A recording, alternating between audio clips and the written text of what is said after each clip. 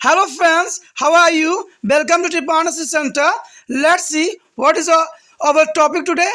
What is a food? First of all, question here: what is a food? The food is any substance which perform to the following function on the body. Yeah, energy for the life processing, build up to new cells during to the growth and the repair worms out of damaged tissue, and net production of useful body of compound. So, friend, here the as a food is the most important for the living organism. So here is a biological classification of the food. The food is classified here. The food can be classified into three categories based on their function. The first is energy providing food. Here first is a energy providing food, and second is a building foods, and the third is a protective regulator food.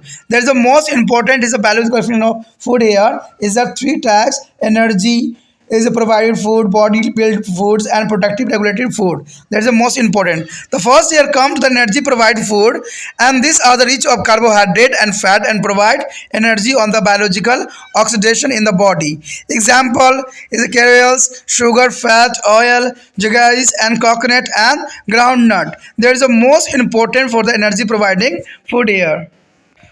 The next is here as a body building food. And this is a rich of protein and the help in the formation of the new tissue. Example: milk, eggs, meat, fish, pulses, and the nut and the oil seed. There is the most important for the building is the body building foods. There are egg, meat, milk, fish, pulse, and the nut is the most important here. And the next is here a protective regulator food. These are the rich of mineral, vitamin, the phase, and the water. They help with the regulation of the internal metabolism in our body. Example: green leafless vegetable, fruits, amla, guava, citrus, orange, and watermelon. The here show the chart. There is the three food groups here. The food groups measure nutrient and food source. The fourth is here energy providing food. There is a major nutrient is a carbohydrate and fat here. Energy providing food. There are source of food here. The rich of the vitamins, magazine, and the sugar, fat, oil, ghee, jaggeries. There is the most important for the carbohydrate and fat is a source. And the next is a body built food. There is a body built food is a protein. The protein is the most important for our body. There is a food source of milk, egg white, and there are meat, chicken, mutton, and the fish. There is the most important here. The next here is the protective food. The protective food here is the mineral and vitamin. There is example of source was green leaf vegetables, rough veg such as fruits, beans. Other is here the amla, guava, citrus, orange, etc. There is a protective food. There is the large amount of the minerals and vitamin present in this food. दोस्तों यहाँ पर सबसे पहला question तो यही आता है कि भोजन है क्या, भोजन क्या होती है। तो कहते हैं कोई पदार्थ जो शरीर में जो है निम्न प्रकार संपन्न होती है वो भोजन कहलाती है, यानी हमारे प्रकार में हेल्प करती है वो भोजन कहलाती है। अगर भोजन देखा जाए तो कई मायने में हमारे लिए इम्पोर्टेंट इसलिए भी है क्योंकि ये जैव प्रक्रम के लिए ऊर्जा प्रदान करती है, जो कि बहुत काफ़ी इंपॉर्टेंट बात रखती है, क्योंकि हमारे जितने भी जैव प्रक्रियाएं होती है इसमें भोजन जो है अपना विशेष महत्व और योगदान रखता है, जिससे हमारा शरीर जो है सुचारू रूप से कार्य करने के लिए सक्षम होता है। अगर तो देखा जाए दूसरी बात तो नई कोशिका के निर्माण के लिए जो है भोजन अत्यंत महत्वपूर्ण है, क्योंकि इंसान की त्वचा जो है आए दिन बढ़ती रहती है और कोई ना कोई जो है क्रियाएँ होती रहती है, तो इसके लिए जो है भोजन अत्यंत महत्वपूर्ण है। इससे नई कोशिकाओं का निर्माण होती है और अगर कोई भी टूट फूट होती है तो इसमें भी जो है भोजन हमारे लिए बहुत ही इंपॉर्टेंट मिनरल्स गिवन करती है। अगर देखा जाए क्षतिग्रस्त ऊतकों की मरम्मत करता है। देखिए ये भी बहुत इंपॉर्टेंट है। मान लीजिए बॉडी में कहीं कट लग गया है, कुछ भी हो गया है, तो इसके लिए जो है हमारी भोजन ही है जो हर तरह के जो है मिनरल्स प्रोवाइड देती है, जिससे कि क्षतिग्रस्त ऊतकों की मरम्मत किया जा सके। तो ये कई मायने में इंपॉर्टेंट रहता है। उसके पश्चात शरीर के लिए उपयोगी योगी निर्माण में सहायता करता है। देखिए दोस्तों हमारे शरीर में बहुत से ऐसे तत्व है, एलिमेंट है जिसका होना हमारे शरीर में अत्यंत महत्वपूर्ण महत्वपूर्ण है। और ये एलिमेंट जो होते हैं हमें भोजन से ही प्राप्त होते हैं। अगर आप भोजन सुचारू रूप से नहीं ग्रहण करोगे तो आप में कोई ना कोई प्रकार के विकार जरूर उत्पन्न हो जाएगा। आज जहाँ सारा दुनिया जो है बीमारी से ग्रस्त है, चारों तरफ जो है आपको आए दिन डॉक्टर हॉस्पिटल के चक्कर लग रहे हैं, तो इसका कहीं ना कहीं कारण जो है फूड ही है, क्योंकि आप सही तरह से न्यूट्रिशन नहीं खाते हो। मैं कई बच्चों से भी पूछा हूँ तो वो बताते हैं कि मुझे कभी लहसुन पसंद नहीं है, कभी प्याज पसंद नहीं है, कभी करेला पसंद नहीं, किसी को बीन पसंद नहीं है। तो दोस्तों ऐसी बात करने से कभी भी आपको सही न्यूट्रिशन नहीं मिल सकता। अगर आपको हेल्दी स्वस्थ रहना है तो आपको हर एक भोजन पदार्थ को जो आप खाना चाहते हो, जो आपके कैटेगरी में आते हैं, उसको जो प्रचुर मात्रा में खाना चाहिए। क्योंकि आपको पता है कि अगर साग सब्जी नहीं खाते हो तो उसमें बहुत मात्रा में रफेज होती है, ठीक है, रुक्षांश होती है। और ये रुक्षांश जो होता है हमारे पाचन तंत्र को सुचारू रूप से कार्य करने के लिए बहुत इंपॉर्टेंट कार्य करती है।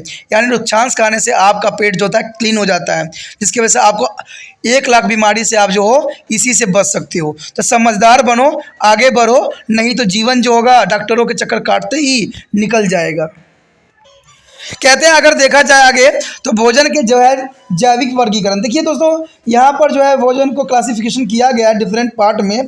तो अगर देखा जाए तो प्रकार के अनुसार भोजन के 3 भागों में बांटा गया है, जो कि आपके समक्ष है। सबसे पहले तो यही ऊर्जा प्रदान करने वाला भोजन, देखिए जिससे हमें ऊर्जा मिलती है तो इसलिए इसको ऊर्जा प्रदान करने वाले कैटेगरी में रखा गया है।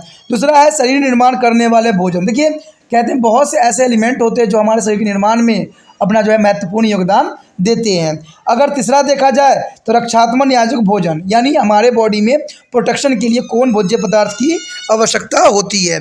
तो यहाँ अगर देखा जाए पहला तो यही आता है ऊर्जा प्रदान करने वाले खाद्य पदार्थ। तो इसमें सबसे पहले तो यही आता है कार्बोहाइड्रेट, क्योंकि आपको पता है कार्बोहाइड्रेट ही है जो हमें ऊर्जा प्रदान करती है। और कार्बोहाइड्रेट आपको किसी भी पदार्थ में मिल जाएगा बहुत ही आसानी से, चाहे वो चावल हो चाहे आलू हो, सब में कार्बोहाइड्रेट प्रेजेंट होती है किसी न किसी रूप में। क्योंकि कार्बोहाइड्रेट के भी बहुत से रूप होते हैं, ठीक है, सेलुलोज, ठीक है, मिल्टोज, फ्रुक्टोज, ग्लूकोज, सुक्रोज, बहुत से होते हैं जिसके विषय में हम बाद में चर्चा करेंगे। कहते हैं इसमें जो है कार्बोहाइड्रेट वसा की प्रचुरता होती है। और वसा की बात आई है तो वसा आपको पता है कि जितने भी जो चिपचिपाहट वाली वस्तु होती है उन सब में जो होता है आपका वसा उपलब्ध होती है। जनरली बात देखा जाए तो अगर आप ऑयल खाते हो चाहे घी खाते हो तो उसमें जो है वसा प्रचुर मात्रा में उपलब्ध होता है। आपने देखा होगा कि रोटी अगर आप 3 खा लेते हो तो आपके दोपहर तक आपको भूख लग जाती है, लेकिन वही अगर 2-3 अगर पूरी खा लेते हो, तला हुआ पूरी खा लेते हो, तो आपको सारे दिन भूख नहीं लगता। कारण यही होता है कि उसमें कई मात्रा में जो होता है फैट चला जाता है, और ये फैट जो है जल्दी हमारे शरीर को जो है अब्जॉर्ब नहीं करता है, और इसको अब्जॉर्ब करने में कई घंटे कई समय लग जाते हैं, इसलिए हमें जल्दी भूख नहीं लगता है। तो यही कारण, लेकिन वसा जो होती है कई मायने में हमारे शरीर के लिए नुकसानदायक भी होती है, इसलिए थोड़ा सा वसा कम रहे बॉडी में तो काफ़ी हम स्वस्थ महसूस कर सकते हैं। कहते हैं अगर देखा जाए तो शरीर में इनके ऑक्सीकरण की फलस्वरूप ऊर्जा उत्पन्न होती है, और उदाहरणतः अनाज, शकरा, वसा, तेल, गुड़ आदि होते हैं। यानी जब ये ऑक्सीकरण हो जाते हैं इनके, इससे जो है हमें ऊर्जा प्राप्त होती है। अगर दूसरी बात देखा जाए यहाँ पर कि शरीर निर्माण करने वाले खाद्य पदार्थ, कहते हैं इसमें प्रोटीन का जो है बहुलतम होती है, यानी जिससे हमारे शरीर के जो मांसपेशियाँ मजबूत होती है, स्ट्रॉन्ग होती है, तो उसका कारण जो होता है प्रोटीन होता है। आपने कभी सुना होगा कि जो जिम ज्वाइन करते हैं, जो जिम में जाते हैं, वो प्रोटीन खाते हैं मैक्सिमम, तो उससे क्या होता है उनका मसल्स फाइबर जो होती है काफ़ी मजबूत और काफ़ी स्ट्रॉन्ग होती है, और काफ़ी जो होता है बंडल के रूप में जो है बनने लग जाती है, जिससे उनका बॉडी बिल्ड जो होती है काफ़ी तगड़ी हो जाती है।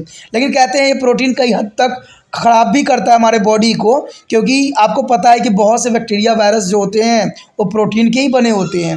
तो ये कोरोना वायरस में तभी जो है सबसे पहले जिम को बंद किया गया था, क्योंकि जिम खुला रहता तो व्यक्ति प्रोटीन लेता, और कोरोना वायरस जो है प्रोटीन के लिए काफ़ी संवेदनशील होता है। तो ये बातें आपको शायद पता न रहा हो, ठीक है। इनमें जो है प्रोटीन बहुलतम होती है, और ये नए ऊतकों के निर्माण में सहायक होता है। मैंने पहले ही आपको कह दिया कि मसल्स को निर्माण में ये काफ़ी सहयोग देते हैं और काफ़ी हेल्पफुल रहते हैं। लेकिन इसका डिसएडवांटेज ये भी रहता है, अगर मान लीजिए आपने प्रोटीन लिया है तो आपका बॉडी तो बन जाएगा, लेकिन अगर आपने प्रोटीन छोड़ दिया है तो आपका बॉडी बिल्कुल ढीला पड़ जाएगा, मसल नष्ट हो जाएंगे। तो इसके लिए जो है आपको सही सोच विचारने की आवश्यकता यहाँ रह जाता है, ठीक है। कहते हैं अगर देखा जाए तो फलीदार सब्जियाँ, दूध, अंडा, मांस, मछली, दाल और गिरीदार फल, तिलहन, देखिए इन सब चीज़ों का अगर आप लेते हो तो ये प्राकृतिक रूप से आपको जो है एनर्जी देगा और प्रोटीन आपको पहुंचाएगा।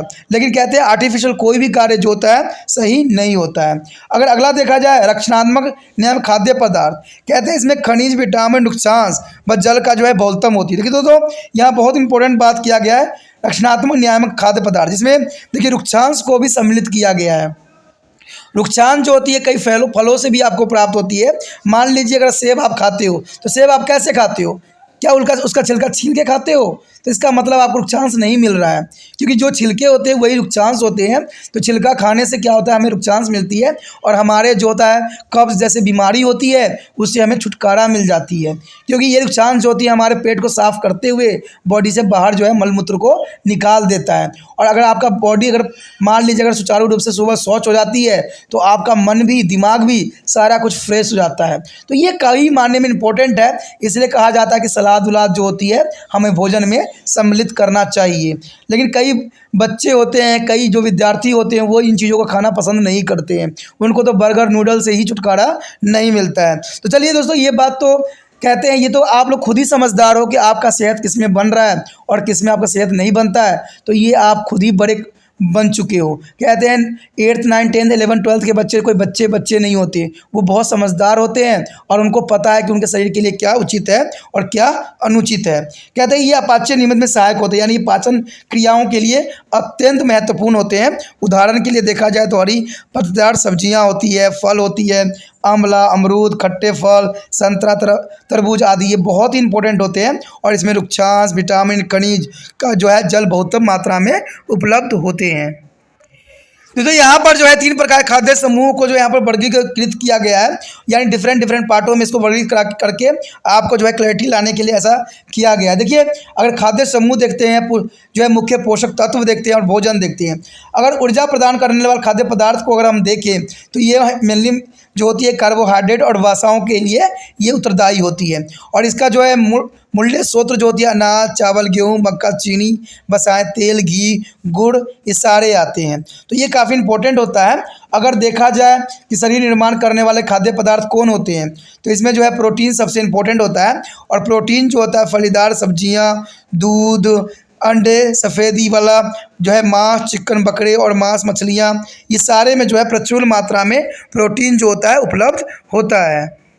उसके पश्चात जो है रक्षणात्मक खाद्य यानी विभिन्न खनिज में विद्यमान ये विटामिन पाए जाते हैं। जैसे कि अगर आप देखोगे इसके स्रोत में तो हरी पत्तेदार सब्जियां भी आ जाती है, रुक्षांश जैसे फल, सेम, बीन्स आदि अन्य फलियां इसके अंतर्गत आता है।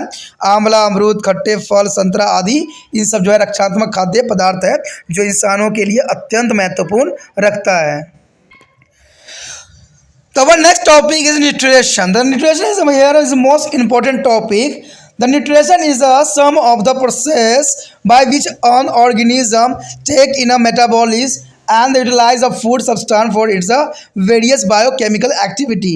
The nutrition is here is most important. The nutrition is the sum of the process by which the organism take in the metabolism and utilize the food substance for its various biochemical activity. The nutrition are their organic and inorganic substance. Friend here, or nutrition are the organic or inorganic substance which help our survive and in the maintaining proper health. There is the maintaining of proper health and nutrition supply to energy for the body and the build and the repair body tissue and the regulate the body metabolism. And here on the basis of quality required for the body nutrient are classified in the 2 category. The first is a macronutrition and the next is a micronutrition. There is a difference between the macro and the micro. There is a MACR, macronutrition, but here MICRO. The macro here, the macro is a large amount of substance, but micro means MICRO. There is a less amount of nutrition is need for our body. You understand? The MACRO here is a large amount of nutrition in our body needs, and the MICRO macro is a less amount of the nutrition in required of our body. There is a first is a macronutrient. There a macronutrient is required is a large amount. Here the carbohydrate, fat, protein and water content in the food comprise of the macronutrient. Friend here you remember that is a macronutrient is here required in a large amount. That is called macronutrient. but micronutrient here, nutrient required to a small amount. There are vitamins and the minerals form only a small fraction of the total weight of the food. That is the most important here. And the one molecule glucose here 38 is the ATP molecules. There is the most important here. The one molecules of glucose here to 38 ATP molecules. Here the 36 molecules here are aerobic, and aerobic is the two molecules. I have already learned to the preview chapter. And the one moles of glucose here are 38 into 34. There is the totally of is a 1292 kilojoule upon complete biological oxidation here. There is a more important. यहाँ पर जो हमारा अगला topic है पोषण। देखिए पोषण का मतलब जो है न्यूट्रिशन। कहते हैं पोषण होती क्या है? कहते हैं पोषण उन सभी प्रक्रियाओं का योग है जिसके कारण जो है कोई प्राणी खाद्य पदार्थ को आत्मसात करके अपचायन की जो है विविध जैविक रासायनिक क्रियाएं संपन्न करती है, खाद्य पदार्थों का उपयोग करता है। देखा जाए तो खाद्य पदार्थ जो होता है न्यूट्रिशन बहुत ही इंपॉर्टेंट होता है, क्योंकि इसी से जो है हमारा शरीर का जो है सुचारू रूप से निर्माण होती है और हम जो है किसी भी कार्य करने में सक्षम होते हैं। इसलिए पोषण जो है हमारे शरीर के लिए अत्यंत महत्वपूर्ण माना जाता है। तो आप इस प्रकार भी लिख सकते हो। कहते हैं पोषण कार्बनिक और अकार्बनिक पदार्थ होते हैं, यानी देखा जाए तो इसमें ऑर्गेनिक इनऑर्गेनिक जो है सब्सटेंस मिले हुए होते हैं और ये हमारे शरीर के निर्माण के लिए अत्यंत महत्वपूर्ण योगदान देते हैं, जो कि हमारे अस्तित्व को बनाए रखने और अच्छे स्वास्थ्य के लिए काफ़ी सहायक भी सिद्ध होते हैं। अगर देखा जाए पोषक पदार्थ शरीर की ऊर्जा प्रदान करते हैं और शरीर के ऊतकों का निर्माण भी करते हैं और मरम्मत भी करते हैं और शरीर को जो है अपाच्य का नियमित भी करते हैं। देखिए दोस्तों, कहते हैं पोषक पदार्थ जो होता है कई मायने में हमें कई प्रकार की ऊर्जा प्रदान करता है। और मान लीजिए एक दिन अगर आपने खाना नहीं खाया है तो आप काफ़ी कमज़ोर महसूस करोगे। बेशक ही आपका शरीर जो है एनर्जी रिलीज़ कर देगा, लेकिन आप काफ़ी कमज़ोर महसूस करोगे।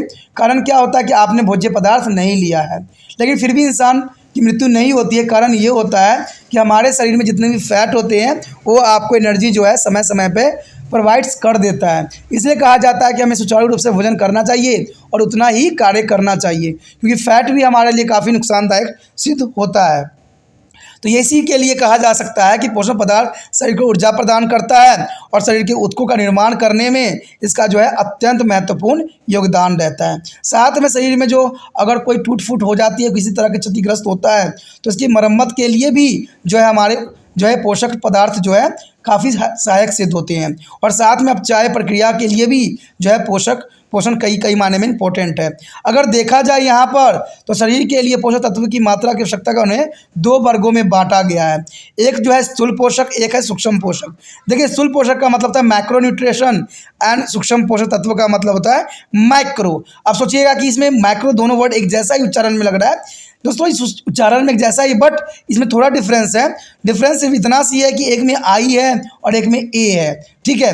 लेकिन अगर आपको पता है कि जिसमें ए है यानी स्थूल पोषक पदार्थ है, उसमें जो है अधिक मात्रा में हमें भोजन की आवश्यकता महसूस होती है। लेकिन अगर देखा जाए माइक्रो यानी सूक्ष्म पोषक तत्व, तो आपको जैसे नाम से ही आपको लग रहा है कि सूक्ष्म, यानी हमारे शरीर में इसकी मात्रा जो होती है बहुत ही अल्प होती है, यानी बहुत ही कम आवश्यकता होती है। तो ये कई मायने में इम्पोर्टेंट रहता है। देखिए ये सिर्फ आपके सिलेबस के साथ साथ जो बच्चे +2 में जो है फिजिक्स उनका है, फिजिकल एजुकेशन है, तो फिजिकल एजुकेशन वाले बच्चों के लिए भी ये काफ़ी इंपॉर्टेंट है, क्योंकि उनके एक टॉपिक जो है न्यूट्रिशन के ऊपर ही है। तो ये चैप्टर उनके लिए भी काफ़ी इंपॉर्टेंट रहेगा, जिसमें स्थूल पोषक और जो है सूक्ष्म पोषक के बारे में और जो है बीमारियों के बारे में बहुत विस्तार पूर्वक ज्ञान है। तो इसमें जो है हम कार्बोहाइड्रेट सबके विषय में बातें करेंगे। लेकिन कहा जाए अगर हम स्थूल पोषक की बात करते हैं तो मैक्रो न्यूट्रिशन होती क्या है? देखिए स्थूल पोषक बड़ी मात्रा में आवश्यक होती है, यानी हमारे शरीर को इसको अधिक मात्रा में आवश्यकता होती है। कहते हैं कार्बोहाइड्रेट, वसा, प्रोटीन एवं खाद्य पदार्थ में निहित जल स्थित पोषक कहलाता है और ये हमारे शरीर के लिए जो है काफ़ी इंपॉर्टेंट होता है, क्योंकि इसमें जो है कार्बोहाइड्रेट, वसाएं, प्रोटीन, खाद्य पदार्थ निहित होती है और उचित मात्रा में विद्यमान होता है। अगर देखा जाए सूक्ष्म पोषक तो इसे जो है अति अल्प मात्रा में आवश्यक होती है, यानी बहुत ही कम मात्रा में हमारे शरीर की आवश्यकता होती है। जैसे आप सॉल्ट लेते हो तो सॉल्ट तो आप अधिक मात्रा में नहीं लेते हो ना, बहुत कम अमाउंट में लेते हो। उसी प्रकार बहुत से एलिमेंट है जिसको हम बहुत ही लिटिल अमाउंट में हमें आवश्यकता होती है। ठीक है, तो उसके विषय में हम और भी चर्चा करेंगे। कहते हैं विटामिन में खनिज कुल भोजन की मात्राओं में केवल एक छोटा सा ही भाग होता है, जो कई मायने में इंपॉर्टेंट भी रहता है। अगर यहाँ पर एक बात दिखाई गई है, एक फैक्ट बताई गई है, देखते हैं क्या है। यहाँ पर आपके समक्ष जो है ग्लूकोज का एक अणु जो है 38 एटीपी अणु प्रदान करती है। आपको पता होना चाहिए कि ये 38 जो होती है काफ़ी इंपॉर्टेंट होता है, और हमारा जितने भी जो भोज्य पदार्थ में ऊर्जा मिलती है वो एटीपी के रिगार्डिंग ही मिलती है। अगर एटीपी का अगर फुल फॉर्म जानना चाहोगे तो इसका नाम, इसको कहते हैं एडेनाइन ट्राइफॉस्फेट के नाम से भी जाना जाता है, यानी ये ऊर्जा के लिए मुख्य स्रोत होता है। कहते हैं एक एटीपी में जो है 34 किलो जूल ऊर्जा प्रदान करता है, यानी एक एटीपी में अगर 34 किलो ऊर्जा प्रदान करता है तो इस प्रकार ग्लूकोज का एक मोल यानी 38 इंटू 34, तो कहा जा सकता है कि आपको जो होगा 1292 किलो ऊर्जा जो है पुण्य ऑक्सीकरण के बाद प्रदान होगा। यानी ऊर्जा तब प्रदान होगा जब ये ऑक्सीकृत होगा, और ऑक्सीकृत होने के पश्चात आपको जो है ये ऊर्जा प्रदान करेगा। Next topic is carbohydrate. तो here is the most important here is the carbohydrate. The carbohydrate are the chemical compound made of the carbon, hydrogen and oxygen. They release energy of biological oxidation with the help of cellular enzyme. There is the most important enzyme here, cellular enzymes, and they are the cheapest source of energy. There is a very cheapest source of energy here. Complete biological oxidation of 1 gram of carbohydrate yield about to 18 kilojoules of energy. 1 kilocalories of heat is required to rise to the temperature of 1 liter of water through 1 Celsius. There is the most important here. Here is the 1 kilocalories means to the 4.18 kJ.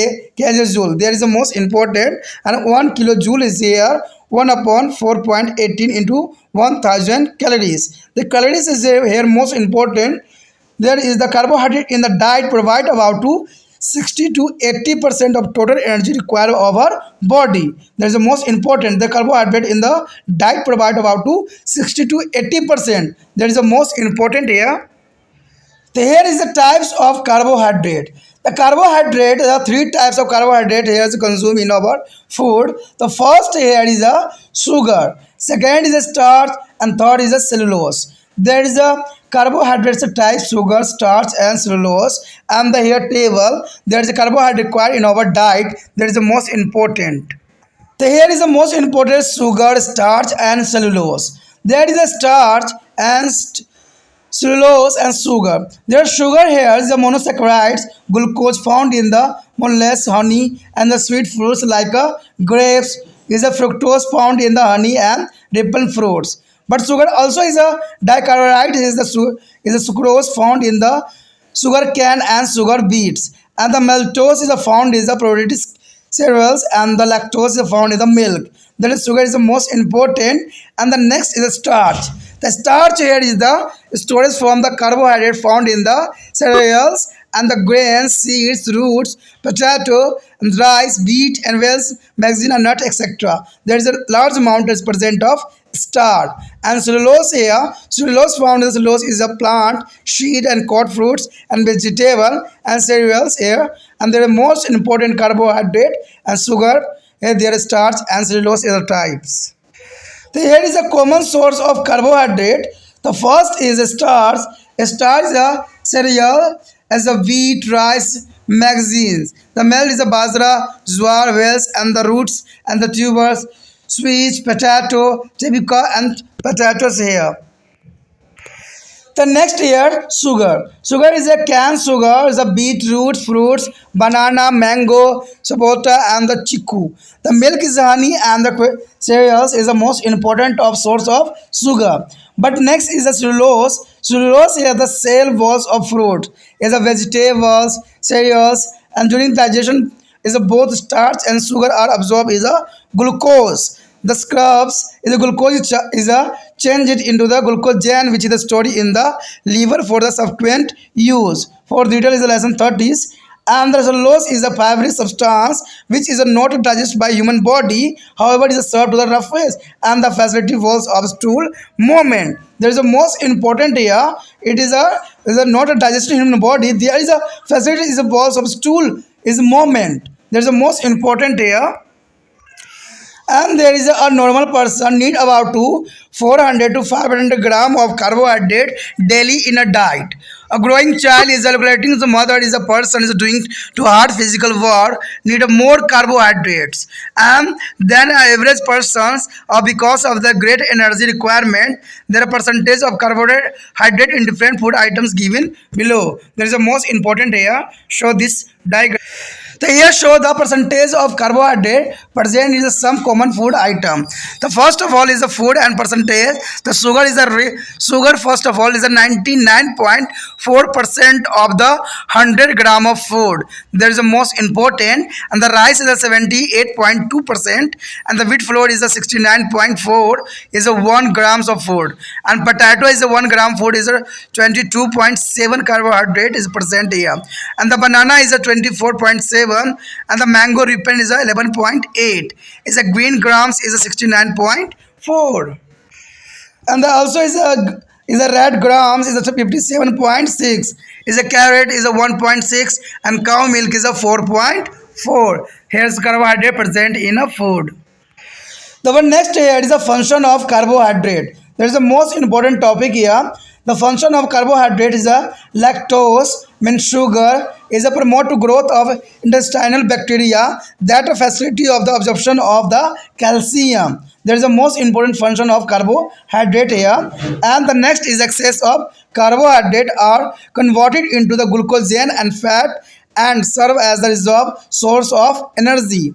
And the next is the cellulose, it to provide to the vessels bulk and the help to the bowel movement. There is stool movement here, and the glucose is the only source of energy for the central nervous system. The glucose is the only source of energy. There is the central nervous system.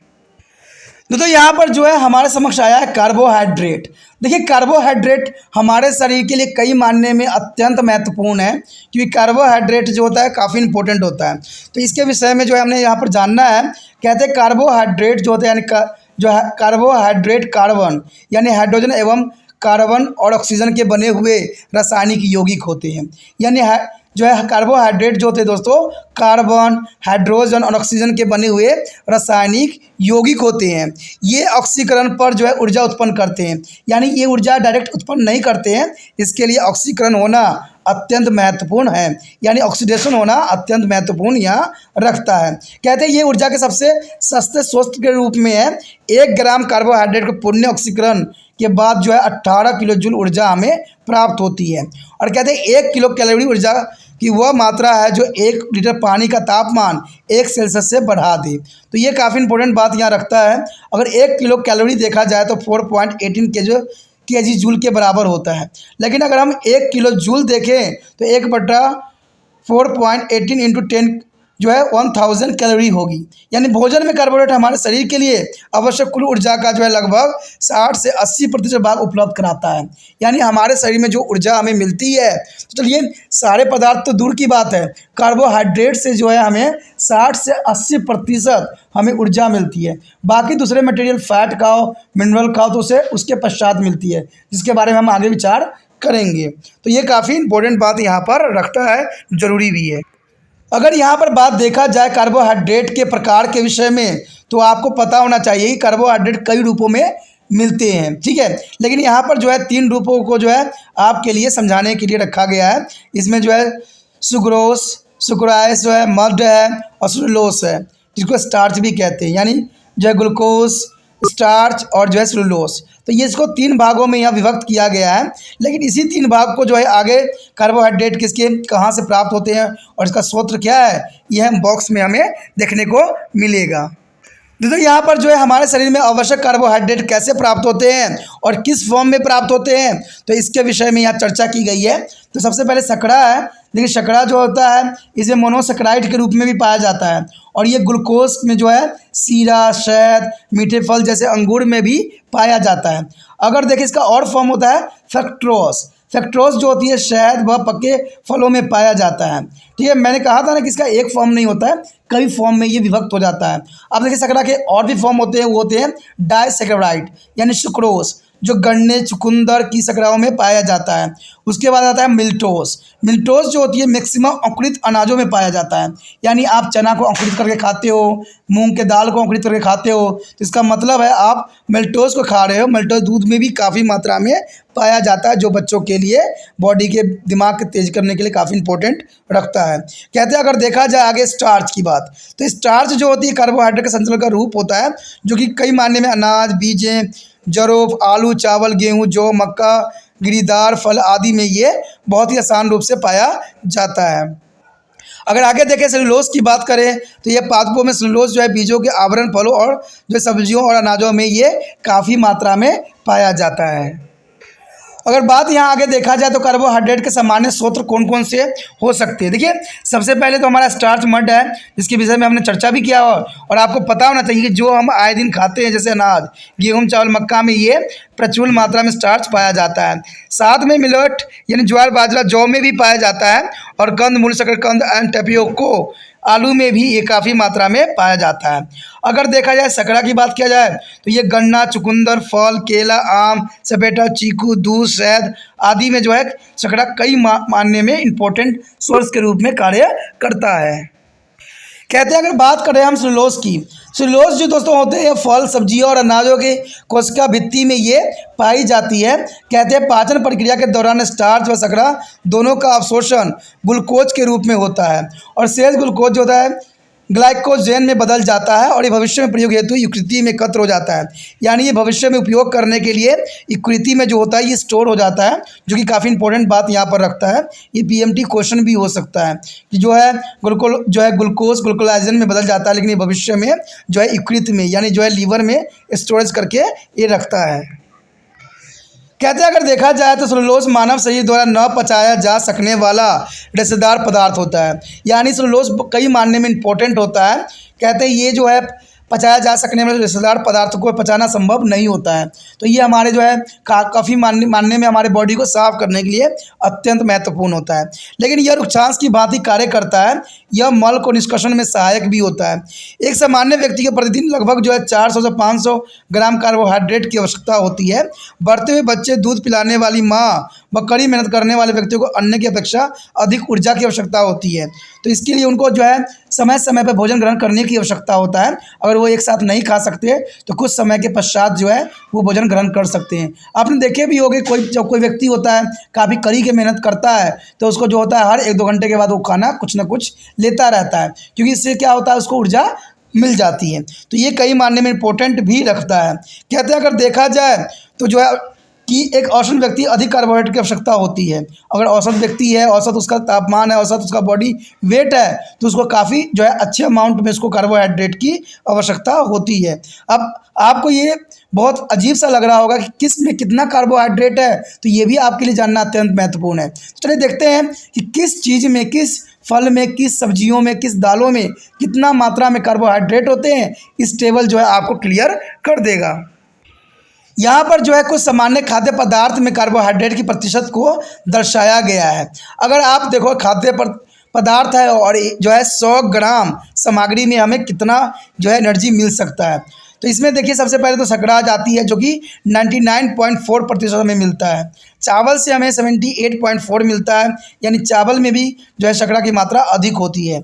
गेहूं और आटा में जो है 69.4 होता है, आलू में 22.7 होता है, और केला में 24.7 होता है। अगर आम में देखा जाए तो 11.8 होता है। साथ में अगर हम मूंग यानी ग्रीन ग्राम्स में देखें तो 69.4 ग्राम पाया जाता है। अरहर मतलब रेड ग्राम जो होती है अरहर की दाल होती है, उसमें 57.6 होता है, और जो है गाजर में जो होता है 1.6 होता है, और गाय के दूध में जो होता है 4.4 होता है। तो ये काफ़ी मानने में जो है काफ़ी इंपॉर्टेंट यहाँ पर ये रखता है, और आपके समझ के लिए भी ज़रूरी है। दोस्तों यहाँ पर जो हमारा नेक्स्ट बात आती है वो आती है कार्बोहाइड्रेट के प्रकार। देखिए कार्बोहाइड्रेट हमारे शरीर में इतना इम्पोर्टेंट क्यों है, क्या कारण से है, तो इसका यही बात आती है कि जो लैक्टोज शकरा होती है यानी दूध शकरा आंतों में पाए जाने वाले उन जीवाणुओं को वृद्धि में सहायक होते हैं जो कैल्शियम के अवशोषण को आसान बनाने में सहायक करते हैं। उसके पश्चात देखा जाए तो कार्बोहाइड्रेट को अधिकता जो है ग्लूकोजन व वसा में रूपांतरित हो जाता है, जो कि ऊर्जा के एक सुरक्षित भंडार के रूप में यहाँ पर कार्य कर सकता है। उसके पश्चात है सेलुलोज। कहते हैं सेलुलोज मल को शीतलता प्रदान करता है, वह मल त्यागने को सुगम बनाता है। लेकिन सेलुलोज कई मायने में ज़रूरी होता है। जिन व्यक्तियों को जो है कब्ज़ का शिकायत है, और कब्ज़ का शिकायत जो है मैक्सिमम बच्चों में या बुजुर्गों में ही होती है, तो उनको जो है सेलुलोज जिसमें मिलती है उनको जो है प्रचुर मात्रा में खाने की आवश्यकता है। और इसके लिए जो है रसदार सब्जियां जो हो गया, चाहे आपका फल हो गया, उसको जो है खाने से उनको सेलुलोज प्राप्त हो जाएगी, और इससे जो है मल त्यागने में भी उनको काफ़ी सुगम होगी। कहते हैं केंद्रीय तंत्रिका तंत्र के लिए जो है ग्लूकोज की एक मात्रा ऊर्जा प्रदान करता है, यानी हमारे सेंट्रल नर्वस सिस्टम के लिए भी जो है ग्लूकोज एक मात्रा ऊर्जा प्रदान करने का एक स्रोत मात्र रहता है। तो ये सारे कार्बोहाइड्रेट के जो है प्रकार हैं, कार्बोहाइड्रेट का उपयोग है। So our next topic is fats. The fats is the most important. The fats are member of the lipid. The fat are member of lipid like a carbohydrate. Fat are also made of carbon, hydrogen and oxygen. There is the most important. There is the same of carbon, hydrate and the fat is the same made by the carbon and hydrogen and oxygen. However, the fat contain more carbon and hydrogen and the less oxygen. There is here a less oxygen. They are different for here, and the fat are the richest source of energy. There is a fat here or richest source of energy. Fat are insoluble in water but soluble in the like acetone and benzene. There is the most important. There are fat are insoluble in water but soluble in the solvent like acetone and benzene. And the chemically fat is a triglycerides here. The 1 gram of the fat on the biologically oxidation given to about 9.0 calories means 37 kilojoules of energy. There is a large amount and there is very maximum amount. There next here the source. The source here the animal source is a ghee, butter, fish oil, meat, egg. And the plant source here is a vegetable oil from the seed of coconut, mustard, sunflowers, milk, nut and soybean cheese. There is a main source of their fat here. But the here a function of the fat. The here function of the fats are the richest source of energy. One biological oxidation and 1 gram of fat provide to the 37 kilojoule of energy from a structurally component of the cell, cytoplasma and cell membranes. The help in the absorption of the fat soluble vitamin A, D, E, K. There is the absorption of the fat soluble vitamins here A, D, E, K, and water soluble vitamin is here B and C. And the act of the precursor of the various hormones for the fat that can be stored of the subsequently used by our body. There is our body need for the fat. They are released on the time to time, and subcutaneous fat serve a insulator in our body. There are fat is the insulator of in our body. There is the maximum use in the is called time, and this the protection is the called the weather and pressure. There is the insulator and they are protected by the cold and weather and is a pressure. And store fat provide to the padding to the protect the vital or organs of body for the shock. There is the most important function here. The store fat provide to the padding to the protect the vital organ of body from a shock, and the help in the synthesis of the vitamin D and steroid hormone in our body. There is the most important function on the fat here. तो जो हमारा अगला जो topic है वो वसाएँ हैं। देखिए वसा का मतलब है फैट। फैट जो है हमारे शरीर में कई मायने में बहुत से मेटाबॉलिज्म में हेल्प करता है और कई कार्य में इसका जो है सुचारू रूप भी रहता है। कहते हैं वसाएँ जो है लिपिड वर्ग के अंतर्गत ही आता है, यानी ये कार्बोहाइड्रेट के अंतर्गत ही आता है, क्योंकि इसका कारण ये होता है कि इसमें कार्बन, हाइड्रोजन और ऑक्सीजन भी की बनी होती है। जैसे कार्बोहाइड्रेट बना होता है उसी तरह वसा भी जो है लिपिड वर्ग के अंतर्गत ही आता है, और इसको जो है बनने के लिए जो है कार्बन, हाइड्रोजन व ऑक्सीजन की आवश्यकता होती है। लेकिन वसा में जो है कार्बन व हाइड्रोजन अधिक मात्रा में होता है, लेकिन सबसे कम मात्रा में जो होता है ऑक्सीजन होता है। यानी ऑक्सीजन कम मात्रा में होने की वजह से ही ये काफ़ी नुकसानदायक भी सिद्ध हो सकता है। कहते हैं वसाएँ ऊर्जा के सबसे समृद्ध स्रोत है, यानी वसाएँ जो है ऊर्जा का सबसे अच्छा स्रोत भी माना जाता है। हमने पहले ही आपसे डिस्कस कर चुके हैं कि अगर वसा रहित चीज़ खाते हो तो आपको जल्दी भूख लग जाती है, लेकिन बासा युक्त भोजन पदार्थ खाते हो तो आपको जो है भूख नहीं लगती है। तो इसका कारण यही होती है कि इसमें काफ़ी मात्रा में ऊर्जा जो होती है निहित होती है। देखा जाए वसाओं एवं जल में जो है घुलनशील है, लेकिन जो एसीटोन बेनजीन आदि जो है विलायकों में ये घुलनशील होती है। यानी ये देखा जाए तो जल में अघुलनशील है। अगर आप तेल को लो और तेल को पानी में डाल दो तो ये कभी भी घुलती नहीं है, लेकिन ये जो है एसीटोन बेनजीन में जो है घुलनशील है। तो इसके लिए आपको अधिक सर में खुजलाने की ज़रूरत नहीं पड़ेगा। आपने सिर्फ इतना दिमाग में रखना है कि अगर आपने पानी में अगर तेल मिलाते हो तो कभी भी ये घुलनशील नहीं होता है, लेकिन अगर तेल को जो है अगर आप एसीटोन में डालो या बेनजीन में डालो तो ये घुलनशील के रूप में मिल जाता है। आदि विलायकों में घुलनशील ये रहता है। कहते हैं रासायनिक दृष्टि से वसाएं जो है ट्राइग्लिसराइड्स होती है। यानी ये अगर देखा जाए तो रासायनिक दृष्टि से ये वसाएं जो होती है ट्राइग्लिसराइड्स होती है।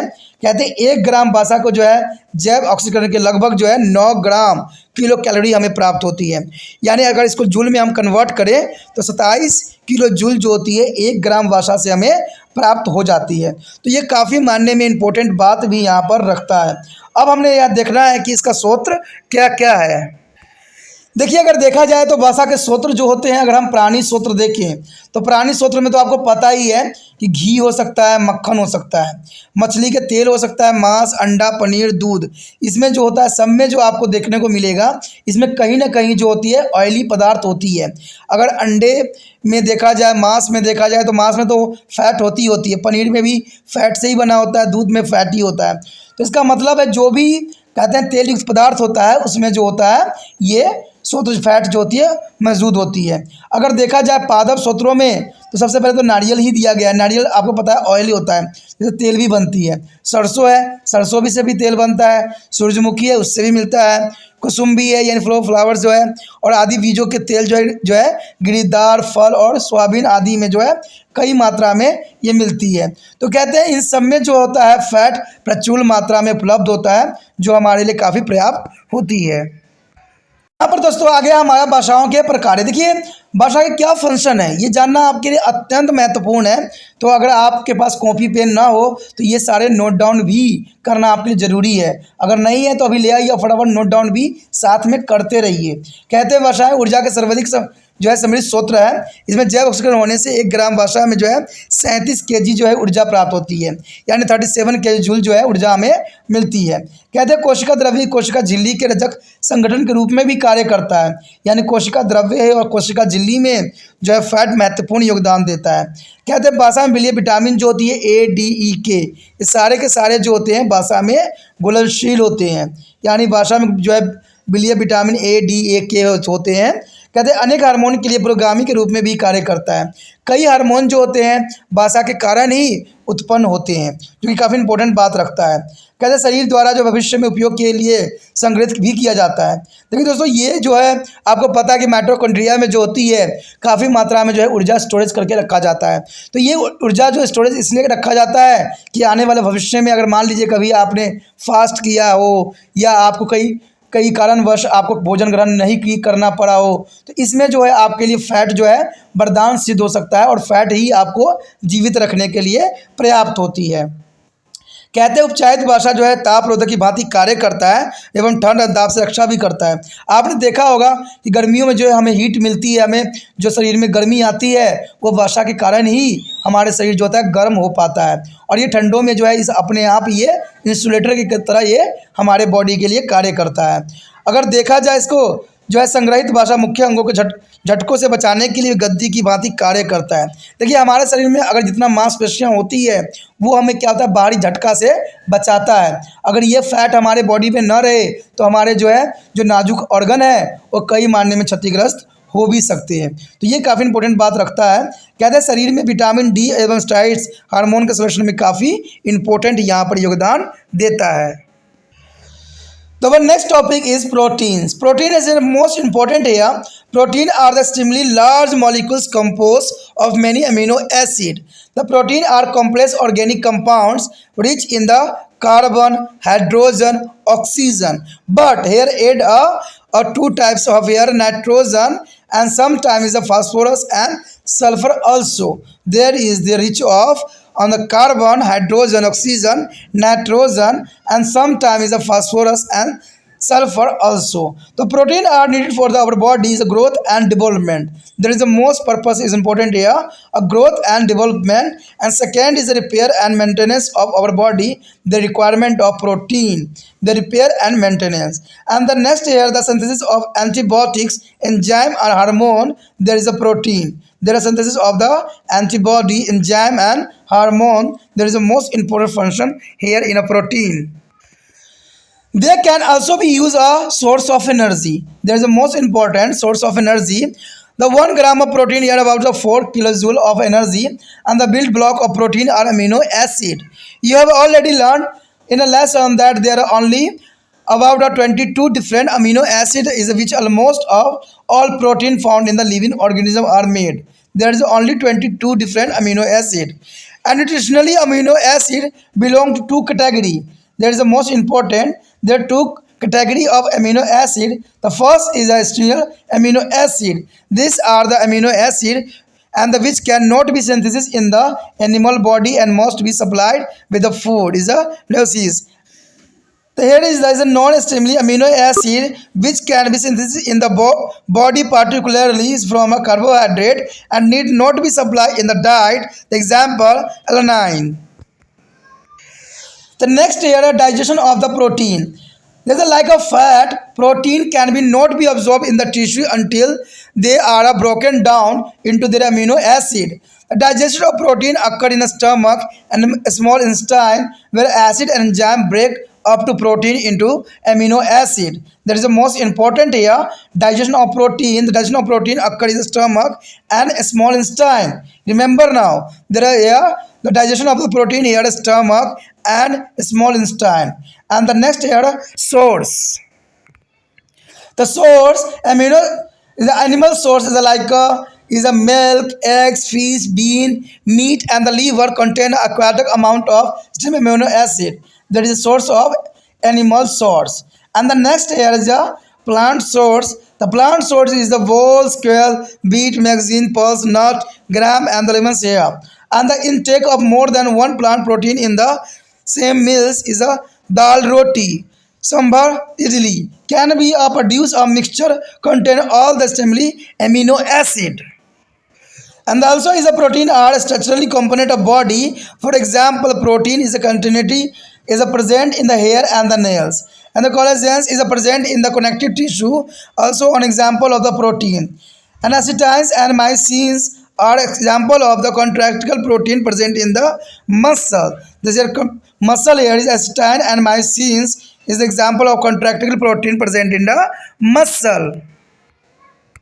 So here is a function of a protein. The protein are required for the build of the maintenance of a body tissue. There is a first of all of protein is a function. There are build and maintenance of body tissue, and the second is a protein are found in all the enzyme, the trypsin, pepsin, and the limnins. There is a different types of enzymes that present here, and some protein function hormone to regulate a many body function. For example, insulin is a hormone which regulate a blood glucose level in our body. There is the most important function here. Insulin is a hormone, and the protein also act as antibody and protect the body from a nitrogen foreign agent. There is no enter the foreign agent here. The present of protein is the act of antibody protection of our body. The next is a transport. Protein carry different substance for a blood to a tissue in the body. There is a hemoglobin is a transfer of protein. There is the most important here. दोस्तों यहाँ पर जो है protein के बारे में है. Protein अत्यंत महत्वपूर्ण है. कहते हैं प्रोटीन एमिनो अम्ल से बने हुए बड़े बड़े अणु होते हैं. प्रोटीन जो है जटिल कार्बनिक यौगिक होती है जो कि कार्बन, हाइड्रोजन, ऑक्सीजन, नाइट्रोजन व कभी कभी फास्फोरस तथा गंधक की प्रचुर मात्रा युक्त होते हैं. कहते हैं अगर देखा जाए तो ये कई मायने इंपॉर्टेंट भी होता है. आपने देखा था कि दोनों प्रोटीन जो था आपके कार्बोहाइड्रेट था, फैट था, उसमें कार्बन, हाइड्रोजन और ऑक्सीजन तक ही सीमित था. लेकिन इसमें जो है कार्बन, हाइड्रोजन और ऑक्सीजन भी सम्मिलित है। जैसे कि भाषा में ऑक्सीजन सम्मिलित नहीं थी, तो इसमें भी जो है यहाँ कई चीज़ों को सम्मिलित किया गया है। जैसे आपका कार्बन, हाइड्रोजन, ऑक्सीजन, नाइट्रोजन, व कभी कभी इसमें जो है फास्फोरस और गंधक भी प्रचुर मात्रा में उपलब्ध होता है। कहते हैं शरीर में प्रोटीन की आवश्यकता इसके लिए जरूरी है कि वृद्धि और परिवर्धन के लिए अत्यंत महत्वपूर्ण प्रोटीन रखता है। कहते हैं मरम्मत व रख रखाव के लिए भी कई मायने में इंपॉर्टेंट होता है, और प्रतिपिंड जो है एंटीबॉडी, एंजाइमो एवं जो है प्रकृति हार्मोन के संश्लेषण में भी काफ़ी इंपॉर्टेंट प्रोटीन रखता है। अगर देखा जाए तो इसके ऊर्जा के एक स्रोत की भांति उपयोग किया जाता है, यानी प्रोटीन को आप जो है एक ऊर्जा के स्रोत के रूप में उपयोग कर सकते हो, ये कॉमन बात रहती है। अगर देखा जाए 1 ग्राम प्रोटीन को लगभग जो है 4 किलो कैलोरी हमें ऊर्जा प्राप्त होती है, यानी 1 ग्राम प्रोटीन में हमें कम से कम 4 जो है किलो कैलोरी ऊर्जा प्राप्त होती है। और प्रोटीन एमिनो अम्ल से बनी होती है। प्रोटीन याद रखना दोस्तों कि प्रोटीन जो होती है एमिनो अम्ल से बनी होती है। और आप जानते ही हैं कि केवल 22 जो है विभिन्न अमीनो अम्ल होते हैं, जिसके विषय में हम पहले भी पढ़ चुके हैं, ठीक है, जिसके मदद से जीवों में पाए जाने वाले सभी समस्त प्रोटीन का निर्माण होती है। तो ये कई मायने में इंपॉर्टेंट होता है कि 22 जो है अमीनो अम्ल प्रेजेंट होती है, जिसके अपने अपने कार्य होते हैं। अगर देखा जाए तो पोषण की दृष्टि से जो है अमीनो अम्ल के 2 भागों में बांटा गया है। एक है अमीनो अम्ल, यानी कुछ अमीनो अम्ल का संश्लेषण जैव शरीर में नहीं होती है और इन्हें भोजन के साथ लिया जाना चाहिए। इसकी पूर्ति भोजन द्वारा की जानी चाहिए, जैसे कि जो ल्यूसीन आता है। दूसरा जो है गैर अनिवार्य, यानी यह गौण। देखिए गैर अनिवार्य का मतलब होता है गौण, जिसको कम आवश्यकता होती है, यानी अमीनो अम्ल की। इन्हें विभिन्न कार्बोहाइड्रेट से शरीर में संश्लेषित किया जा सकता है और इन्हें भोजन में भी दिया जाना आवश्यक नहीं है, जैसे कि एलानिन। एलानिन भी इसी के एक रूप हो जिसको भोजन में देना अत्यंत आवश्यकता नहीं होती है। आगे जो है हमारा प्रोटीन का पाचन। देखिए प्रोटीन का पाचन होता कहाँ है, ये बहुत बड़ा प्रश्न उठता है आपके समक्ष। कहते हैं वसा की भांति प्रोटीन का जो है ऊतकों में अवशोषित भी उसके अमीनो अम्ल में विखंडित हुए बिना संभव नहीं है। यानी ये जो होती है अमीनो अम्ल में विखंडित होने के पश्चात ही प्रोटीन जो है पचता है। और प्रोटीन का पाचन जो है आमाशय में और छोटी आंत में होती है, यानी स्मॉल इंटेस्टाइन में जो है ये जो है प्रोटीन पचता है। यानी प्रोटीन का पाचन जो होता है छोटी आंत में होता है, जहाँ पर अम्ल एवं एंजाइम प्रोटीनों को अमीनो अम्ल में बदल देता है। तो ये बात आपको याद रखने वाली चीज़ है। कहते हैं अगर स्रोत के रूप में देखें तो ये हमें कहाँ से प्राप्त होता है। अगर हमें देखें प्राणी स्रोत यानी एनिमल स्रोत देखें तो आपको पता है कि जो प्रोटीन होता है दूध, अंडा, मांस, यकृत, जिसको हम जिगर भी कहते हैं, आदि में पर्याप्त मात्रा में अमीनो अम्ल पाए जाते हैं। यानी प्रोटीन जो है ये इसमें कई मायने में इंपॉर्टेंट रखता है और ये काफ़ी अच्छा स्रोत भी है। अगर देखा जाए पादप यानी पौधों में देखा जाए, पेड़ पौधों में देखा जाए तो भूसी सहित अनाज यानी भूसिया सहित अनाज, आप देखते हो गेहूं अगर पिसवाने जाते हो तो उसमें भूसा को अलग करवा देते हो, लेकिन वही जो होता है प्रोटीन का मुख्य स्रोत होता है जिसको आप अलग करवाते हो। तो इसमें भूसा सहित जो है अनाज जैसे गेहूं, मक्का, तो इसमें जो होता है प्रोटीन प्रचुर मात्रा में उपलब्ध होता है। दालें, गिरी दाल, फल, चना, फले वाली सब्जियां आदि में जो है प्रोटीन प्रचुर मात्रा में उपलब्ध होता है। देखा जाए तो एक से अधिक पादप जो है प्रोटीनों का भोजन में समावेश, जैसे दाल, रोटी, सांभर, इडली, तो इससे जो है काफ़ी प्रोटीन मिल जाता है। क्योंकि कहते हैं कि इसके सभी मुख्य अमीनो अम्ल के मिश्रण का निर्माण हो जाता है। अगर देखा जाए तो प्रोटीन हमारे शरीर के लिए घटक है जो शरीर के विभिन्न अंगों के निर्माण में काफ़ी मदद करता है। उदाहरण के लिए अगर देखा जाए कैरोटीन नामक प्रोटीन बाल व नाखून में विद्यमान होती है, कोलेजन संयुक्त ऊतकों में पाया जाता है, और एक्टिन जो है मांसपेशियों में विद्यमान संकुचित प्रोटीन के उदाहरण है। तो ये काफ़ी इंपॉर्टेंट हमारे लिए प्रोटीन होता है। अब देखते हैं प्रोटीन का क्या कार्य है, क्या फंक्शन है। दोस्तों यहाँ पर जो है प्रोटीन के कार्य के विषय में है। कहते हैं प्रोटीन शरीर के ऊतकों के निर्माण और रख रखाव के लिए बहुत आवश्यक होता है। यानी प्रोटीन कार्य जो होता है ऊतकों के निर्माण के लिए अत्यंत महत्वपूर्ण होता है। प्रोटीन कई एंजाइम में पाई जाती है, जैसे ट्रिप्सिन, पेप्सिन, रेनिन एंजाइम प्रोटीनों के उदाहरण है। और कुछ प्रोटीन जैसे हम हार्मोन शरीर की क्रियाकलाप को नियमित करती है। यानी बहुत से प्रोटीन जो होती है जिसमें हार्मोन होता है और शरीर क्रियाकलाप में अत्यंत महत्वपूर्ण योगदान देता है। उदाहरण के लिए देखा जाए तो इंसुलिन एक हार्मोन है जो शरीर में ग्लूकोज के स्तर पर नियमित करता है। देखिए इंसुलिन जो है कई मायने में इंपॉर्टेंट होता है, जिसकी वजह से व्यक्ति जो होता है शुगर का शिकार हो जाता है। और आज शुगर की बीमारी जो है हर एक व्यक्ति को देखने को मिल सकता है। तो इसमें जो है प्रोटीन का भी इसमें काफ़ी इंपॉर्टेंट योगदान होता है और ये इंसुलिन एक हार्मोन उत्पन्न करने के लिए उत्तरदायी भी होता है। कहते हैं प्रोटीन रोग के लिए प्रतिपिंड यानी एंटीबॉडी के रूप में भी कार्य करता है। यानी प्रोटीन कई कार्य में जो है एंटीबॉडी के रूप में भी कार्य करता है और शरीर की प्रतिरक्षण यानी एंजीटन बाहरी एजेंट पे रक्षा भी करता है। देखिए दोस्तों, अगर देखा जाए, अगर हम एड्स की बात करें या कोरोना वायरस की बात करें तो ये चीज़ें जो है सारे वायरस जो है प्रोटीन के ही बने होते हैं। और कहते हैं इसको अगर प्रोटीन मिल जाए तो ये काफ़ी जो है काफ़ी तगड़ा जो है रिएक्ट करेगा। आपने देखा होगा कि जिस व्यक्ति को अगर मलेरिया हो जाता है, डेंगू हो जाता है, तो उसको ये डॉक्टर सलाह देता है कि उसको प्रोटीन युक्त भोजन ग्रहण करने की आवश्यकता नहीं है। अगर वो प्रोटीन युक्त भोजन ग्रहण करेगा तो 100% जो है मलेरिया बैक्टीरिया जो है काफ़ी एक्टिव हो जाएगा, यानी उसका बीमारी ठीक होगा ही नहीं।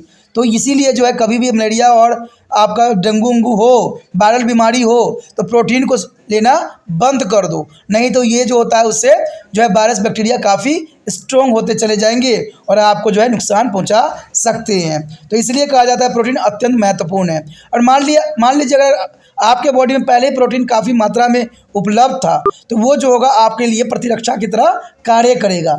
लेकिन अगर आपके बॉडी में ऑलरेडी वायरस प्रवेश कर चुका है और तब प्रोटीन आप ले रहे हो तो वो आपके लिए घातक भी सिद्ध हो सकता है, क्योंकि जो न्यूट्रिशन आप खाओगे वो सारे वायरस जो है अपने लिए यूज़ कर लेंगे और आपके बॉडी को करने नहीं देगा।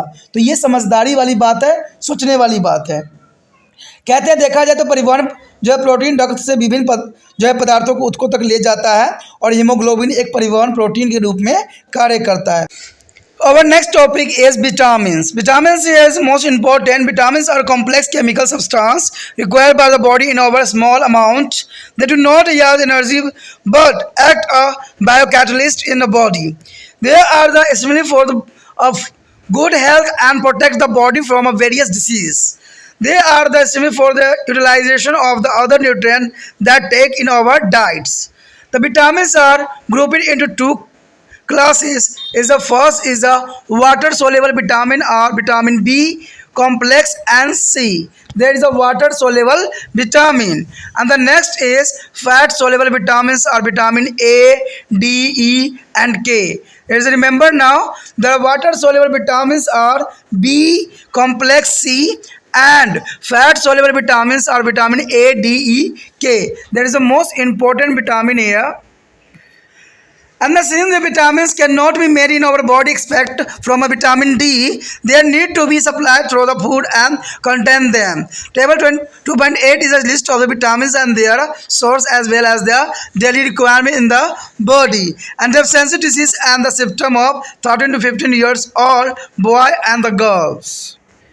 Here showing this stable vitamin, their function, source and deficiency disease. The first vitamin daily requirement, function and the best food source and deficiency disease and symptom. The first of vitamin B, thiamines, is the daily requirement is 1.3 mg for boy and 1.2 mg of girl. There is a carbohydrate is a water soluble vitamin. Carbohydrate metabolism, sharpness, speed, functioning of heart, nerve and the muscles. And there is a yeast, liver, milk, cheese, leaf, vegetables, meat and whole grains. There is a best source of food. But deficiency of here is the disease is the very disease. The symptom is a pain in his hands and the feet, swelling of the body and paralysis of the limbs and edema. That is the most important for a vitamin B1. The next is vitamin B is the riboflavins. There is a 1.6 mg boy and 1.4 mg of girl. There is a carbohydrate, protein, metabolism, keep skin healthy. There is a source of milk, liver, meat, egg, peas, yeast, whole grains and green leaves vegetable.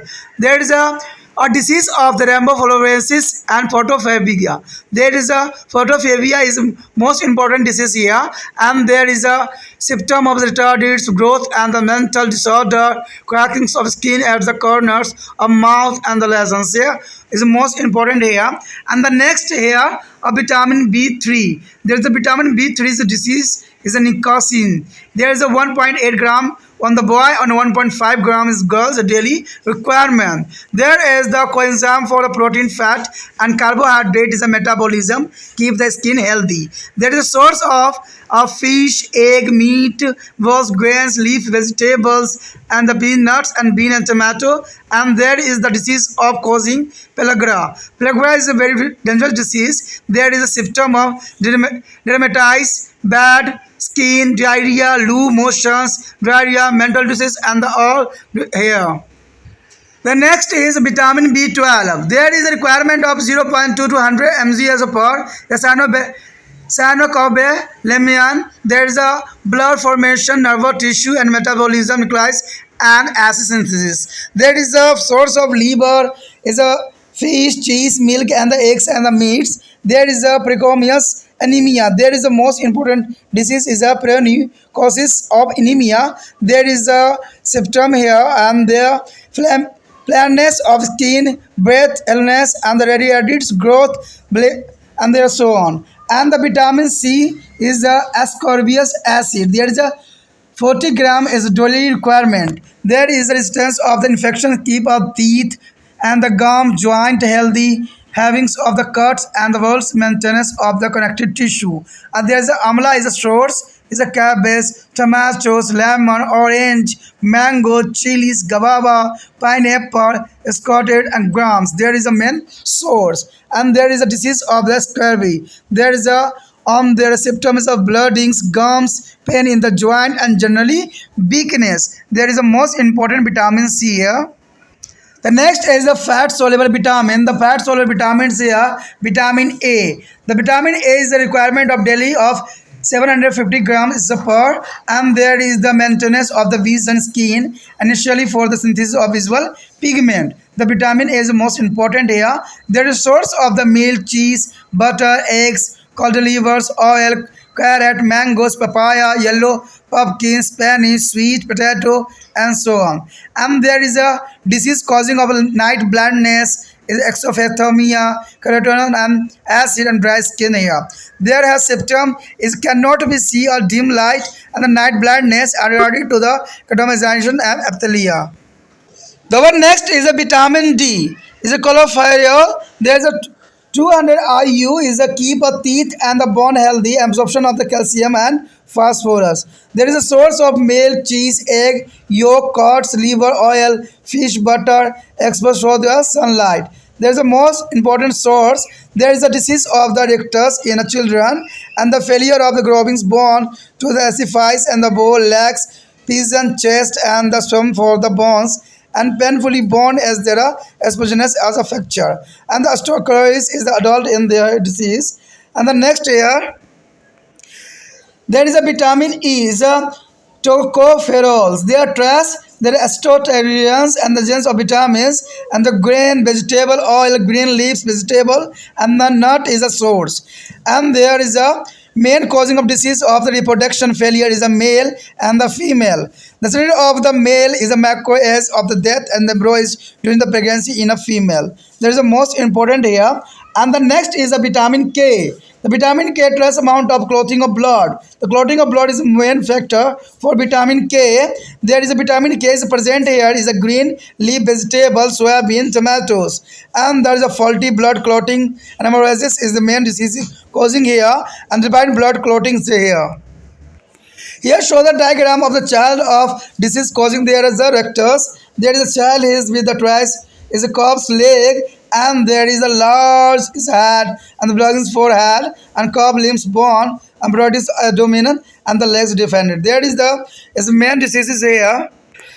The rectus is there is also is the epithelium of the ankle is enlarged. There is a child in the rectus disease is यहाँ पर दोस्तों जो हमारे समक्ष है vitamin, देखिए vitamin जो है कई मानने में कई इंपॉर्टेंट है क्योंकि विटामिन जो होती है बेशकली हमारे शरीर में जो है अल्प मात्रा में आवश्यकता होती है, लेकिन इसका कार्य जो है जटिल रासायनिक पदार्थ है, यानी इसका कार्य बहुत जटिल है। ये ऊर्जा प्रदान नहीं करते हैं, लेकिन शरीर में जैव उत्प्रेरक के रूप में कार्य करते हैं, यानी जितने भी जैव होते हैं उनके सबको ये उत्प्रेरक के रूप में कार्य करते हैं। ये अच्छे स्वास्थ्य के लिए आवश्यक है और शरीर के विभिन्न रोगों से रक्षा भी करती है। ये हमारे द्वारा भोजन में लिए जाने वाले अन्य पोषक पदार्थों उपयोग में लिए जाने के लिए अत्यंत आवश्यक है।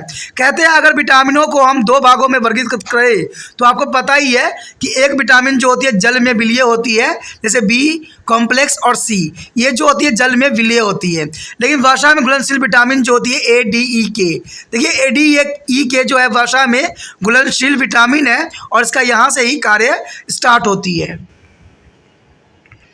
कहते हैं अगर देखा जाए तो विटामिन डी के जो अतिरिक्त अन्य विटामिन हमारे शरीर में नहीं बनते हैं, क्योंकि आपको पता है विटामिन डी जो होता है सूरज के प्रकाश में अगर खड़े होने से विटामिन डी का जो है निर्माण होता है, तो ये हमारे शरीर में बनता है। उसके बाद कोई भी विटामिन हमारे शरीर में जो है नहीं बनती हैं, उनका भोजन के माध्यम से ही आपूर्ति आवश्यक होता है। आप यहाँ तालिका भी दी गई है जिसमें हम इसके विषय में चर्चा करेंगे। और विटामिन उनके स्रोत उनकी दैनिक आवश्यकताओं के एवं 13 से 14 वर्ष के यानी 15 वर्ष के लड़के एवं लड़कियों में विटामिनों के अभाव के कारण होने वाले रोग और लक्षणों का विषय में भी हम करेंगे चर्चा। तो देखिए देखते हैं टेबल में हमारा क्या है। ये हमारे समक्ष जो है विटामिन उनके प्रकार और स्रोत अभाव के कारण होने वाले रोग हैं। तो इसमें विटामिन हम पढ़ेंगे, दैनिक आवश्यकता पढ़ेंगे, प्रकार पढ़ेंगे और आहार के अच्छे स्रोत पढ़ेंगे और अभाव से रोग पढ़ेंगे और लक्षण देखेंगे। तो सबसे पहले तो हमारा विटामिन बी, देखिए इसे जो है थायमीन भी कहते हैं। ये जो होता है दैनिक आवश्यकता जो होती है 1.3 mg लड़कों में, 1.2 mg जो होता है लड़कियों में आवश्यकता होती है। इसका जो मेन प्रकार है कार्बोहाइड्रेट, भूख बढ़ाना, हृदय तंत्रिका तथा पेशी कार्य करना। और कहते हैं इसका सबसे अच्छा जो स्रोत है वो ईस्ट है, यकृत है, पनीर है, दूध है, पत्तेदार सब्जियां हैं, मांस है, साबुत अनाज है। और इससे जो रोग होती है वो रोग होती है बेरी रोग देखने को मिलता है। और इसका लक्षण जो होगा हाथ पाँव में दर्द, शरीर में सूजन और हाथ पाँव के पक्षघात और शोफ यानी ओडिमा हो जाता है। तो ये बहुत खतरनाक बेरी बीमारी होती है। उसके पश्चात हमारे समक्ष है विटामिन बी जो कि राइबोफ्लेवियंस के नाम से भी जाना जाता है। इसको जो है विटामिन B2 के नाम से भी जो है आप जान सकते हो भली भांति। इसके वजह से जो है लड़कों में 1.6 mg और लड़कियों में 1.4 mg जो है आवश्यक होता है प्रति डेली देना। कहते हैं इसको जो है कार्बोहाइड्रेट तथा प्रोटीन का चाय त्वचा को स्वस्थ रखने में इसका जो है बहुत महत्वपूर्ण योगदान होता है। कहते हैं अगर दूध, यकृत, मांस, अंडे, मटर, ईस्ट, खमीर, साबुत अनाज, हरी पत्तेदार सब्जियां, ये जो होता है इसका मुख्य स्रोत होता है। और देखा जाए तो इसको जो बीमारी होता है वो होता है राइबोफ्लेविनोसिस यानी प्रकाश भित्ति प्रकाश से डर। तो ये बहुत खतरनाक बीमारी है और इसका कारण जो है कॉजिंग करता है मद वृद्धि, मानसिक विकार उत्पन्न कर देता है। और जो है मुख के किनारे पर त्वचा का जो है फटना, आंखों में शीतलन होना, ये सारे इसके लक्षण होते हैं। उसके पश्चात हमारे समक्ष विटामिन B3, इसको हम इनोएसिन भी कहते हैं। ये जो है लड़कों में 1.8 mg प्रतिदिन चाहिए होता है और लड़कियों में जो है 1.5 mg प्रतिदिन की आवश्यकता होती है। कहते हैं अगर देखा जाए तो प्रोटीन, वसा तथा कार्बोहाइड्रेट अपचाय के लिए ये सक्रियत्व होते हैं और कोई एंजाइम त्वचा के स्वास्थ्य रखने में इसका जो है अत्यंत महत्वपूर्ण योगदान रहता है। अगर देखा जाए इसका स्रोत की बात करें तो इसमें मछली, अंडे, फलियां, पत्तेदार साबुत सब्जियां, साबुत अनाज, मूंगफली, सेम, टमाटर, आलू में जो है ये प्रचुर मात्रा में उपलब्ध होता है। अब देखिए ये सारे जो होते हैं उन सब्जियों में उपलब्ध होते हैं जो बच्चे खाना पसंद नहीं करते हैं। तो इसका मतलब है जो विटामिन B3 हो, विटामिन 2 हो, उससे जो है कई बच्चे जो है अनभिक्त रह जाते हैं, उनको शरीर को नहीं मिल पाता है। इसलिए मैं त्रिपाण सेंटर यही बात कहते हैं हर एक बच्चे को कि जो भी आपको भोजन में मिले, अगर वो आपके जैसे साध्वी भोजन है, चाहे आप मांसाहारी भोजन करते हो, अगर उस रूप में है तो आपको प्रचुर मात्रा में खाने की आवश्यकता है। कुछ बच्चे तो क्या करते हैं, कुछ मटेरियल को जो है उसमें से अलग कर देते हैं और उसको अपने भोजन में शामिल नहीं करते हैं। तो इसकी वजह से न जाने कितने तरह की बीमारी का जो है उनको समय आने पर ग्रसित हो जाएंगे। तो इससे बचने के लिए यही है कि जो है सभी चीज़ों को प्रचुर मात्रा में लेने की आवश्यकता है। अब देखिए इससे कौन सा बीमारी होता है, वो होता है पेलाग्रा।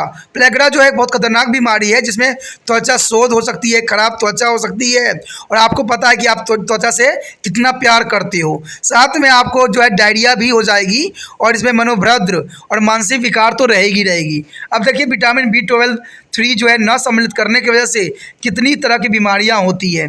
जिस स्किन के लिए आप मरते हो वो स्किन आपको ख़राब हो जाएगा। तो देखिए आपका शक्ल कैसा बन जाएगा। तो इसलिए कहता हूँ कि समय रहते संभल जाइए। हर जो है मटेरियल जो आपको खाते हो प्रतिदिन, उनमें हर चीज़ को सम्मिलित करना, या आपके माता पिता बना के आपको देते हैं तो उसको बड़े है चाव से आपको खाना चाहिए, जिससे कि आप उन ऐसे ऐसे बीमारियों से आपको बचाव हो सके। उसके पश्चात है विटामिन B12। देखिए विटामिन B12 जो है सिनोकोवालास यानी एमीन्स होता है। ये 0.2 से 100 mg की आवश्यकता दोनों में ही जरूरी होती है। यह रक्त निर्माण तंत्रिका उत्तक अपया जो है नालिश के अम्ल तथा संश्लेषण में अत्यंत महत्वपूर्ण योगदान देता है। ये जो है इकड़िती, मछली, पनीर, दूध, अंडा, मांस, इनमें जो है ये B12 जो है प्रचुर मात्रा में मिलता है।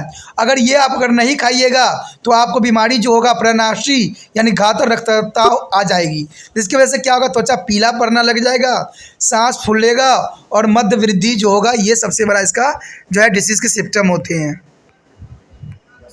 उसके बाद हमारे समक्ष जो है विटामिन सी। देखिए विटामिन सी जो है एकार्बिक एसिड यानी एरोबिक एसिड का स्रोत होता है। इसको जो है हमें प्रतिदिन दोनों को, लड़के लड़कियां दोनों में 40 mg की आवश्यकता होती है। और इसके क्या कारण क्या होता है, संक्रमण के लिए प्रतिरोध करता है, दांत मसूड़े और जोड़ स्वस्थ रखता है, काटे स्थान और घावों को भरने में ये बहुत इंपॉर्टेंट योगदान देता है, और संयोजी उत्तकों का रख रखाव में अत्यंत महत्वपूर्ण योगदान होता है। कहते हैं अगर देखा जाए तो विटामिन सी होता है खट्टे चीज़ों में काफ़ी मिलता है। तो इसके लिए आंवला, पत्ता गोभी, टमाटर, नींबू, संतरा, आम, हरी मिर्ची, अमरूद, अनानास, अंकुरित चना, इसमें जो होता है विटामिन सी प्रचुर मात्रा में उपलब्ध होता है। अगर मान लीजिए अगर विटामिन सी आपको नहीं मिलता है तो आपको स्क्रीवी नाम की बीमारी हो जाएगा, जिसमें जो होगा मसूड़े से खून निकलना शुरू हो जाएगा, जोड़ों में सदैव दर्द रहेगा और सामान्य कमजोरी आपको महसूस होता ही रहेगा।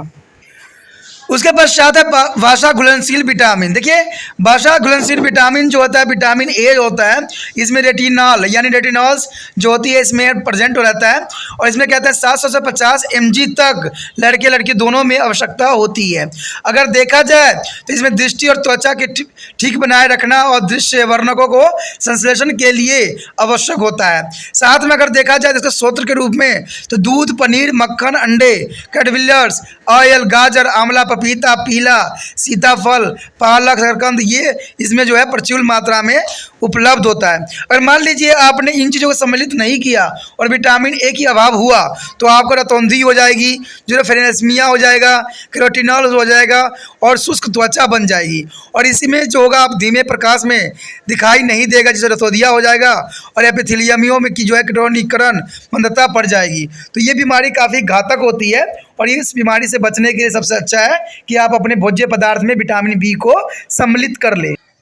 तो हमारा अगला जो है विटामिन डी। देखिए विटामिन डी जो होती है कैल्सियोफेरॉल यानी कैल्सियोफेरोल्स में आती है, और इसका जो है 200 IU के रूप में होता है, और ये दांत हड्डी स्वास्थ्य बनाए रखती है, और कैल्शियम तथा फास्फोरस का अवशोषण भी ये बहुत आसानी से कर लेती है। अगर इसका स्रोत के रूप में देखा जाए तो ये दूध, पनीर, अंडे की जो है जर्दी, और जो है कॉड लीवर, ऑयल और मछली और मक्खन, धूप का सेवन करने से भी ये काफ़ी हमें विटामिन डी मिल सकती है। इसके सबसे अच्छा और सबसे सस्ता साधन तो यही है कि आप कुछ घंटे जो है धूप में भी व्यतीत करें, इससे आपको विटामिन डी जो है प्राप्त हो जाएगी, जिससे कि आपका जो है हड्डी और दांत मजबूत होगी काफ़ी कैल्शियम, क्योंकि इससे हमें विटामिन डी प्राप्त होती है। अगर देखा जाए बीमारी के विषय में तो इसमें जो है बच्चों में रेक्टस नाम के हो जाते हैं बीमारी, और वयस्कों में जो है ऑस्टियोमेलेसिया हो जाती है, जिसमें अस्थि मज्जा धानी यानी हृदय के मुलायम हो जाना, यानी जब हमारा जो हड्डियां है वो काफ़ी मुलायम हो जाती है और फ्रैक्चर होने की चांसेस जो है काफ़ी बढ़ जाती है। यहाँ तक ही नहीं रुकती है, विटामिन डी की कमी से आपको जो है बुद्धिकर अस्थियों में कैल्शियम भवन न होना, धनुषाकार टांगे हो जाती है, कबूतर जैसा वक्ष छीना हो जाता है, और हड्डियों का जो है नरम हो जाना भी और लगातार हड्डी टूटना भी इसका सबसे बड़ा जो है लक्षण दिखता है। यहाँ पर एक डायग्राम दिखाया गया है जिससे आप क्लियर हो जाएगा कि इसमें किस किस तरह के लक्षण दिखाई देते हैं।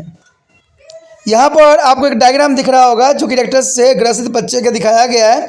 आप इसके देख सकते हो कि टांग जो है विकृति हो चुकी है, यानी ये कर्व शेप बनी हुई है, मुड़ी हुई हड्डियां आपको दिख रही होगी, बाहर निकला हुआ पेट, उबड़ा हुआ माथा। तो इस तरह जो है रेक्टस बीमारी जो है विटामिन डी की कमी से हो जाती है। तो आप समझ सकते हो कि विटामिन डी हमारे लिए कितना इम्पोर्टेंट है। और आप लोग जो कभी धूप में रहना नहीं पसंद करते हो, एसी को ही अपना जीवन बना लिए हो, तो ये सबसे बड़ी जो है आज के समय में जो भागा भाग दुनिया है उसमें ये चीज़ें बहुत खतरनाक होती है। लोगों को प्राकृतिक चीज़ों का भी आनंद उठाना चाहिए, जिससे जो है उनका सेहत स्वस्थ और जो है सुचारू रूप से कार्य करने लायक बन सके। उसके पश्चात हमारा है विटामिन ई। विटामिन ई जो है टोकोफेरॉल से आता है इसमें, और इसमें लेस मात्रा ही होती है।